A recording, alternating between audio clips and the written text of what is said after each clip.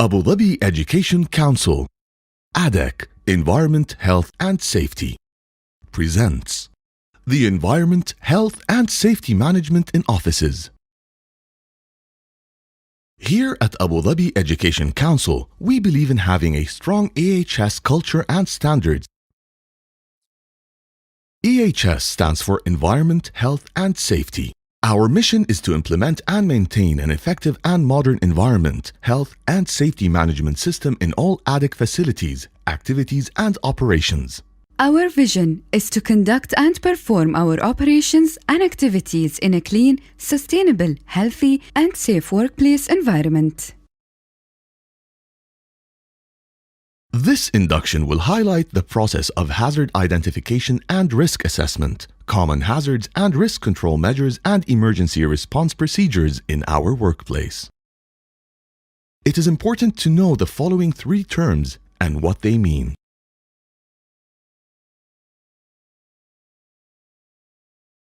Hazard. A hazard is anything that has the potential to cause harm. Risk. A risk is the potential of a hazard to occur in terms of its likelihood and its consequences. Likelihood means the probability of risk occurrence, and the consequences refers to the severity of the risk. So risk is equal to likelihood times consequences. Risk assessment.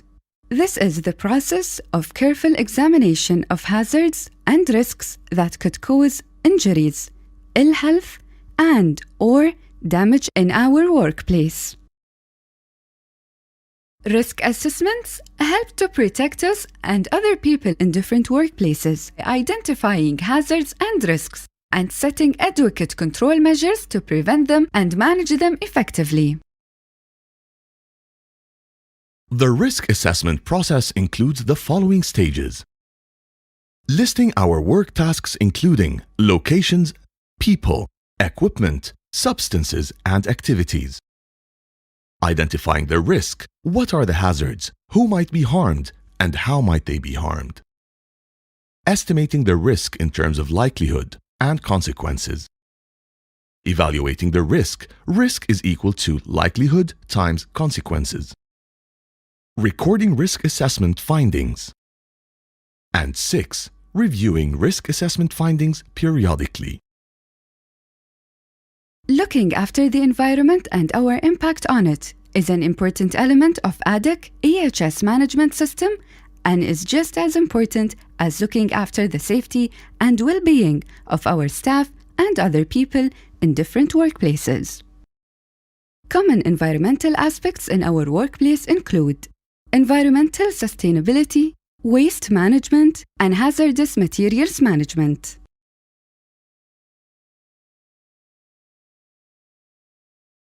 Our environmental sustainability program aims to conserve our natural resources by minimizing the use and consumption of electricity, water, and paper in our workplace operations and activities.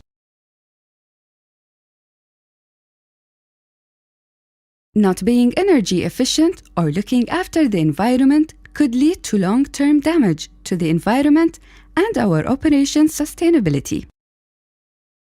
Replace standard light bulbs with energy-efficient light bulbs. Save energy by switching off lights, appliances, computers, and other electrical equipment that aren't being used and after working hours. Provide awareness on energy efficiency and environmental conservation for staff and other people through awareness sessions, posters, and flyers. Reduce water consumption wherever possible.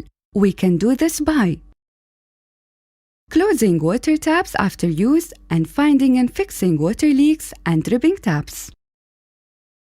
We can reduce paper waste by checking documents online instead of printing out draft copies, by conducting correspondence via email and by printing on both sides.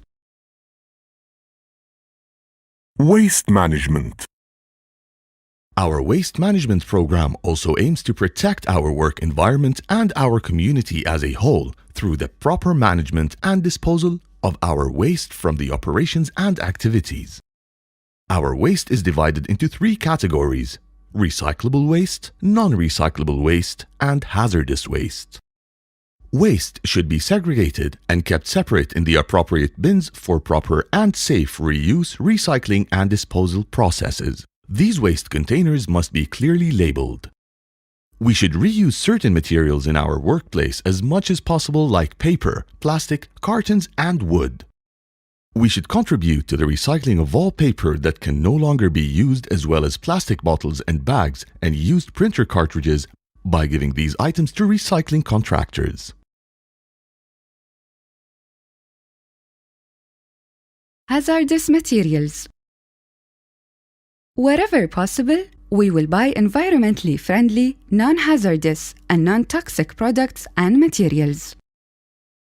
Hazardous materials such as chemicals, cleaning products, paints, and solvents must be provided with its material safety data sheets (MSDS) and must be handled correctly with the correct personal protective equipment (PPE) to prevent harmful exposure to hazardous or toxic substances. Ensure hazardous materials are properly labeled, safely stored, and kept separate from other materials. All chemical spills must be cleaned up using spill control kits. Used spill kits must be placed in the correct waste container. At ADEC, we also want to ensure we work in a healthy work environment. In health, we look at indoor air quality, occupational hygiene, and ergonomics. Indoor air quality. It is important that ADEC staff and other people present in ADEC facilities are provided with clean and fresh air indoors to increase their comfort and productivity, and to prevent health problems such as headaches, asthma, and allergies. Proper heating, ventilation, and air conditioning system in the workplace help maintain good indoor air quality. Ensure air conditioning systems are always operating, inspected, and maintained in order to supply fresh air and the correct temperature and humidity at all times for the comfort of our staff and other people in the workplace. Smoking is prohibited in all ADEC facilities and premises. Occupational hygiene. Staff and other people present in the workplace can be exposed to many harmful substances at work, such as dust, gases, radiation, bacteria and viruses, or diseases. These substances can enter our bodies in many different ways. They could be inhaled, they could be absorbed through our skin, they could be swallowed, or they could be injected. Practicing proper food hygiene is an important way to prevent exposure to contaminated food and harmful bacteria. Staff who handle food must wear the correct uniform and PPE and must ensure that the food preparation areas are clean and disinfected. Practicing proper personal hygiene in offices and toilets is an important way to prevent exposure to contamination, infections, and harmful bacteria. Toilets, taps, and sinks must be regularly cleaned using disinfectants. Ergonomics. Ergonomics is the science of adapting a job or equipment, such as furniture, to the human body. Ergonomics can prevent injuries such as upper and lower limbs disorders, strains or sprains, and vision problems. Good ergonomics in the workplace increases productivity. Position filling cabinets so they are easy to access, and do not place heavy objects on top of them which could fall off. Office chairs should be height adjustable, and the backrest should support the lower back area. Your feet should be flat on the ground when sitting at your desk, and your eyes level with the screen of your computer. The screen must be adjusted to avoid glare and reflection.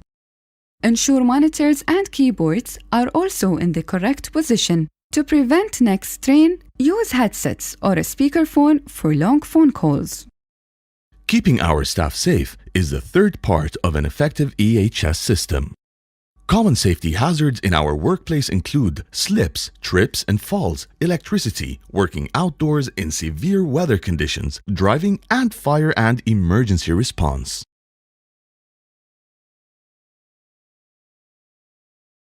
Slips, trips, and falls. Slips, trips, and falls can cause serious injuries, and they can happen anywhere. All walking and working surfaces, especially passages and entrances, should be kept clean, clear, and free of dust, spills, and/or any other obstructions. Walkways and stairs must be kept well lit. Always keep your eyes on the path ahead of you while walking. Electricity. Electricity can be very dangerous, even fatal if used incorrectly. Never assume a circuit is dead. Electrical equipment should only be installed and maintained by a competent electrician. To prevent damage and to reduce possible tripping and falling hazards, electrical cables must be correctly fitted. Never overload electrical plugs or sockets. Always ensure you switch off all electricity sources and equipment before leaving the office for the day to prevent electrical fires. Working outdoors in severe weather conditions.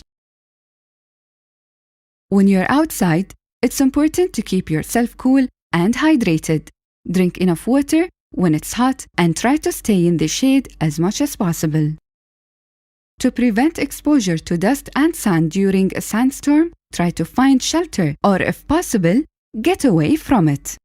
Remember to keep your nose, eyes, and mouth covered as much as possible. Driving. Safe driving minimizes accidents on the road, which can cause serious injuries and are often fatal. Safe driving methods will keep you and your passengers safe. Never use your mobile phone while driving, unless you are taking a call on a hands-free kit. Drive at or below the speed limit and always adhere to all road and warning signs. Drivers and passengers must wear their seatbelts at all times. Fire. Fires can start when the following three elements are present: fuel, oxygen, and heat. There are 4 different types of fires. Combustible solid fires, which burn wood, paper, and fabric. These must be extinguished with water or dry chemical powder. Combustible liquid fires, which burn petrol, paint, and solvents. Use foam or dry chemical powder to put out these fires. Electrical fires, which should only be extinguished with carbon dioxide or dry chemical powder. And kitchen cooking oil fires, which should be put out using carbon dioxide or a fire blanket. To prevent fires, ensure you practice good housekeeping and waste management, and store all combustible and flammable materials correctly. Make sure you're trained on the fire procedure in your building and know the evacuation route in case of an emergency. Emergency response in case of fire.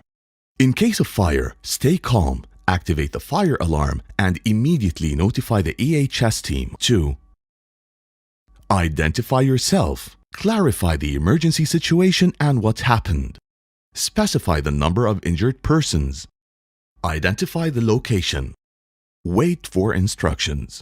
The EHS team will immediately call and notify the civil defense at 999. Follow these steps when evacuating a building due to a fire. Ensure your safety first, then take care of and assist special needs cases and accompany them.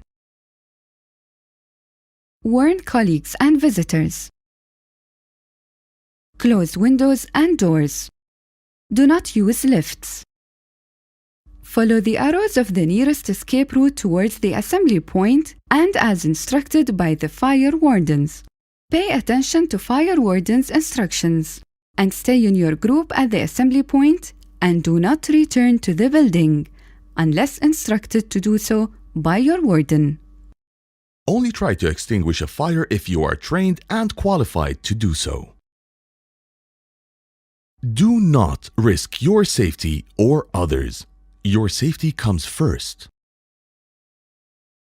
Use the nearest fire extinguisher appropriate to the nature of the fire. Follow the instructions of use on the extinguisher and apply the pass procedure. First, pull the safety pin. Second, aim the nozzle at the base of the fire, standing in an upwind location about 1.5 to 2 meters away from the fire. Then squeeze the handle to activate the extinguisher and discharge its contents on the fire. And then sweep over the fire from side to side at its base. Emergency response in case of injuries and medical cases.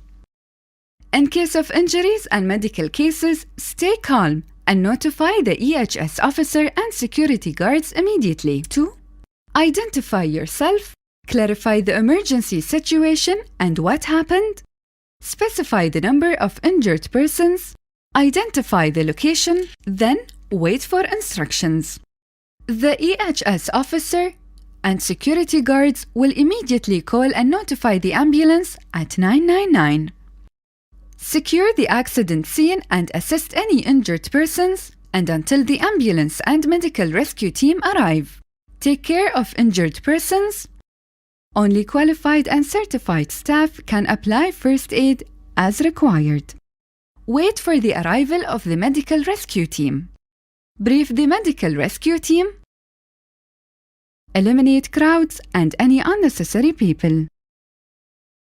The EHS department should be made aware of all EHS incidents involving unsafe conditions of work and unsafe acts. Accidents such as first aid cases, injuries, property damage, and other types of emergencies such as fire, explosions, and earthquakes. Immediately contact and report any of these occurrences to the EHS section for immediate action, instructions, and guidance.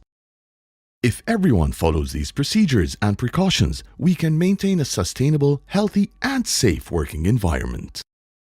We hope this induction has highlighted common hazards and risks in our workplace and offered guidance on how to prevent and manage them. This Environment, Health and Safety induction was brought to you by the Abu Dhabi Education Council.